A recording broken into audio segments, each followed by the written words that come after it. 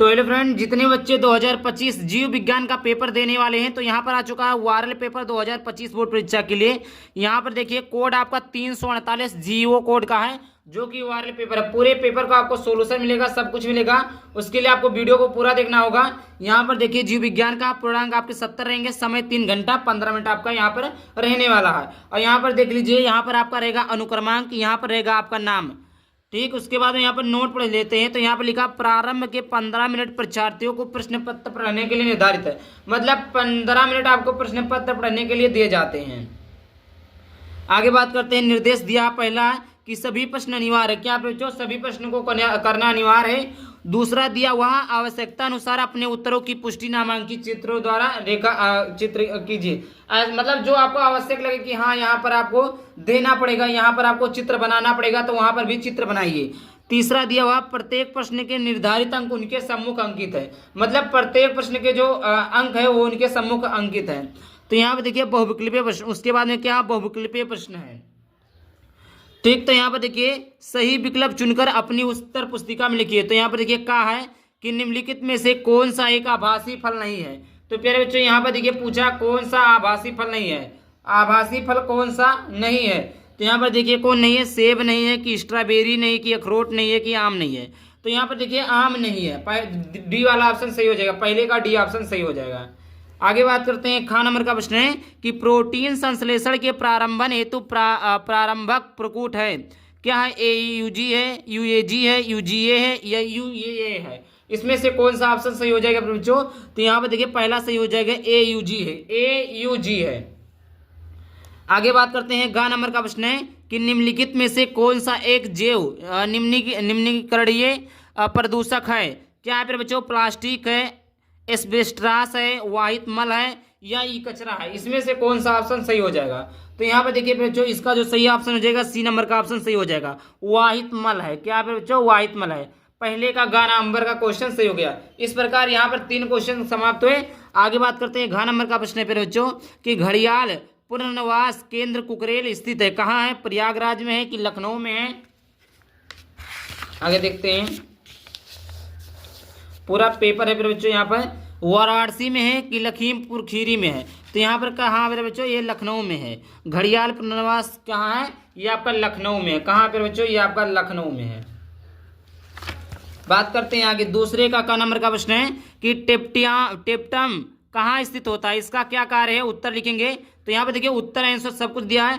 Tapetum परागकोश में स्थित होता है या परागकण का पोषण करती है तथा इनका विकास करती है। ये आपके 1 नंबर वाले प्रश्न है। कितने नंबर वाले प्रश्न है? 1 नंबर वाले प्रश्न है। खा नंबर का प्रश्न है कि मेंडेल नहीं रहेगा, मेंडल रहेगा। मेंडल ने मटर के पौधे में कितनी जोड़ी विपरीत लक्षणों का अध्ययन किया था। तो मेंडल ने मटर के पौधे में 7 जोड़ी विपरीत लक्षणों का अध्ययन किया था। आगे बात करते हैं। ग नंबर का प्रश्न है कि किस पैथोजन के कारण हाथी पांव जिसे कहते हैं एलिफेंटिसियस रोग होता है। यह पैथोजन किस संघ से संबंधित है। तो यहाँ पे देखिए उत्तर हो जाएगा हाथी पांव फाइलेरिया संघ निर्मेटोडा का परजीवी बाउचेरिया ब्रिंगफटी के संक्रमण से होता है। ये 1 नंबर वाले सारे के सारे प्रश्न है। घ नंबर का प्रश्न है कि डीएनए में आर क्या है। तो डीएनए में पुनः संयोजक जिसे कहते हैं रिकॉम्बिनेसेंट है। अंगा नंबर का प्रश्न है निकेत की परिभाषा कीजिए। पहले बच्चों Niket very most important question है, वेरी मोस्ट इंपॉर्टेंट क्वेश्चन है। निकेत हर साल की बोर्ड परीक्षा में आता है। ये 1 नंबर का क्वेश्चन है। यहाँ पर देख लीजिए। तो उत्तर हो जाएगा निकेत जिसे कहते हैं निषेच, वह स्थान विशेष या प्रकृति परिवेश है जहाँ जीव अपने जीवीय संबंधों तथा भौतिक पर्यावरण में रहता है। अब आ जाता है आपका अति लघुत्तरीय प्रश्न। क्या है बच्चों? अति लघुत्तरीय प्रश्न। तो यहाँ पे देखिए तीसरे का है कि IVF तथा GIFT गिफ्ट का पूरा रूप लिखिए। तो IVF का पूरा नाम होता है इन विट्रो फर्टिलाइजेशन। गिफ्ट का पूरा नाम होता है गैमेट इंट्राफेलोपियन ट्रांसफर। ये चीजें हैं। आगे बात करते हैं। आसंग जनन पर एक टिप्पणी लिखिए। असंग जनन पर एक टिप्पणी लिखना है फिर बच्चों। यहाँ पर देखिए उत्तर में लिखेंगे अलैंगिक जनन की एक सामान्य विधि जिसमें नए पौधे का निर्माण युग्मकों के संलयन से होता है असंगजन कहलाती है। ग नंबर का प्रश्न है कि टर्नर योम क्लाइन फैक्टर सिंड्रोमा में गुणसूत्रों की संख्या कितनी होती है? तो उत्तर लिखेंगे टर्नर सिंड्रोम में गुणसूत्रों की संख्या 46 के स्थान पर 45 हो जाती है और क्लाइन फैक्टर सिंड्रोम में गुणसूत्रों की संख्या 46 के स्थान पर 47 हो जाती है। यहाँ पर एक घट जाता है, यहाँ पर एक बढ़ जाता है। चलिए आगे बात करते हैं। आगे का क्वेश्चन है घ नंबर का है एल्कोहल दुरुपयोग के कुप्रभाव लिखिए। मतलब एल्कोहल के क्या कुप्रभाव, क्या प्रभाव है, क्या हानियाँ हैं। तो एल्कोहल के कुप्रभाव हो जाएगा, यहाँ पर देखिए थोड़ा ब्लर हो जा रहा है, थोड़ा मैनेज करिएगा। यहाँ पर देखिए एल्कोहल का सेवन करने से चेतना शून्य हो जाती है, मतलब बुद्धि एकदम भ्रष्ट हो जाएगी, मतलब कुछ याद नहीं रहेगा। दूसरा, व्यक्ति का शरीर पर नियंत्रण नहीं रहता, व्यक्ति को अपने शरीर पर क्या नहीं रहता, नियंत्रण नहीं रहता है। तीसरा है एल्कोहल के सेवन से शरीर का यकृत खराब होता है। यकृत क्या होता है? किडनी खराब हो जाता है। अंगा नंबर का प्रश्न है बच्चों, जैव विविधता हॉट स्पॉट से आपके क्या आशय है? तो यहाँ पे देखिए उत्तर लिखेंगे एक ऐसा जैव भौगोलिक क्षेत्र जहाँ पर्याप्त मात्रा में जैव विविधता पाई जाती है। देखिए चौथे का क्या है? परागकण के प्रकारों का वर्णन कीजिए। परागकण के प्रकारों का वर्णन कीजिए। तो यहाँ पर उत्तर लिखेंगे बच्चों, यहाँ पर देख लेते हैं। यहाँ पर उत्तर लिखेंगे परागकण का पुष्पी पादप के वर्तिकाग्र तक जाने की घटना को परागकण कह लेते हैं। ये वेरी मोस्ट इंपॉर्टेंट है, ये हाई स्कूल में भी आया था फिर बच्चों, जब मैं पढ़ रहा था तो हाई स्कूल और 12th में दोनों में आया था। बहुत ही ज़्यादा इंपॉर्टेंट क्वेश्चन है।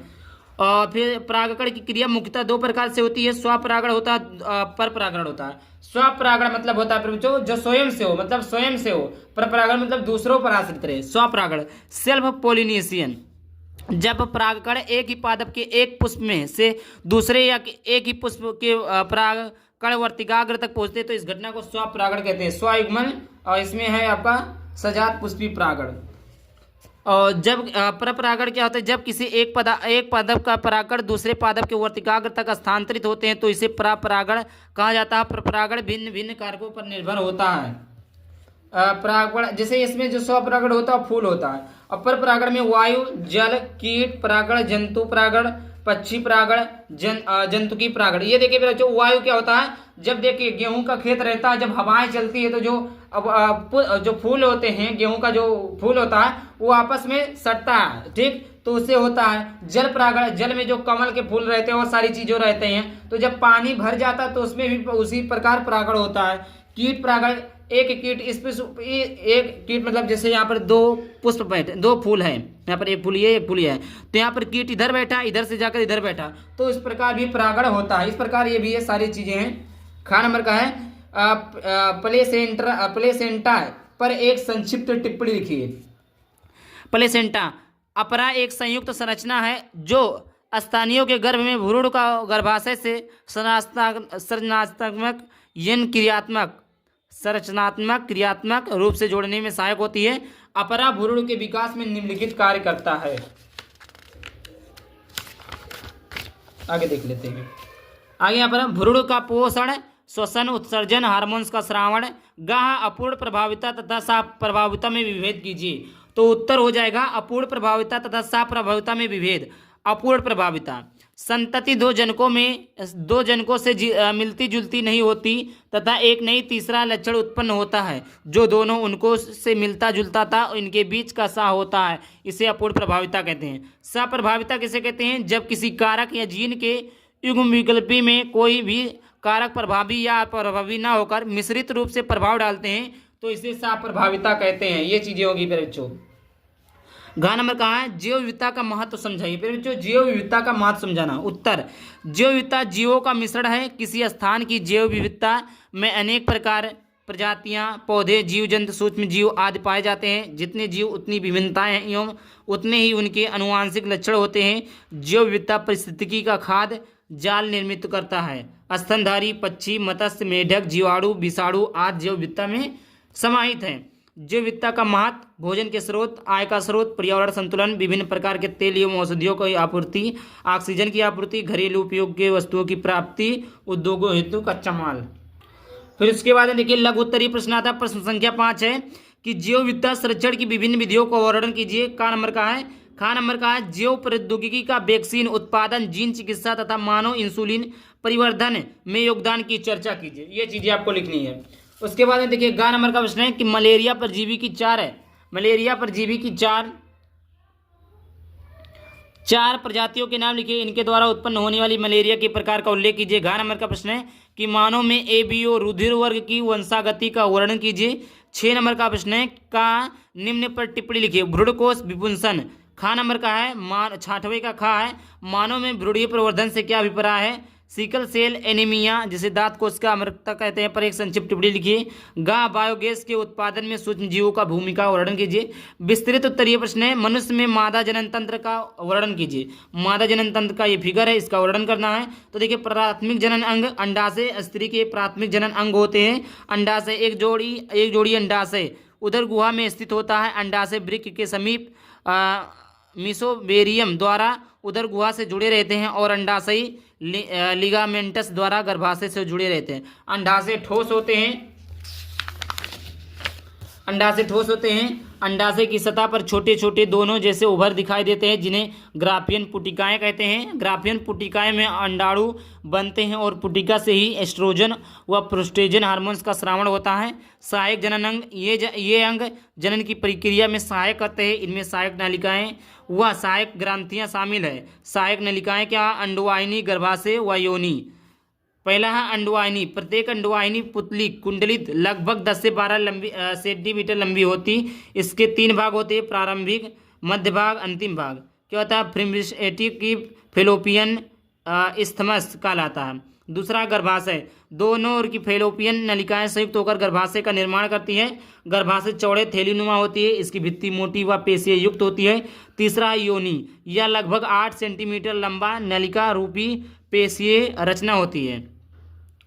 ठीक, उसके बाद देखिए उसकी योनि मादा जनन छिद्र द्वारा शरीर से बाहर खुलती है और योनि का जन्म नाल भी कहते हैं। योनि को जन्म नाल भी कहते हैं। सहायक जनन ग्रंथियां। इन ग्रंथियों का स्रावण जनन प्रक्रिया में सहायक होता है। स्तन ग्रंथियां। स्तन ग्रंथियों में शिशु के पोष हेतु दुग्ध का निर्माण होता है। ब्राथोलिन ग्रंथियां। एक जोड़ी ग्रंथियां योनि के पार्श्व में स्थित होता है। फिर उसके बाद अथवा है पुष्पी पादपों में निषेचन पश्च घटनाओं की व्याख्या कीजिए। अथवा वंशागति के गुणसूत्र सिद्धांत का वर्णन कीजिए। अथवा औद्योगिक उत्पादों के संश्लेषण में सूक्ष्म जीवों की भूमिका का वर्णन कीजिए। 9वां आरडीएनए तकनीक पर एक निबंध लिखिए। अथवा समष्टि को परिभाषित कीजिए। इसकी विभिन्न पारस्परिक क्रियाओं का वर्णन कीजिए। ये चीज़ें पूरा पेपर समाप्त हो गया। आई होप वीडियो पसंद है। वीडियो को लाइक करते हैं, चैनल को सब्सक्राइब करें। चलिए मिलते हैं किसी नए टॉपिक के साथ। Bye bye, thank you. जय हिंद, जय भारत, वंदे मातरम।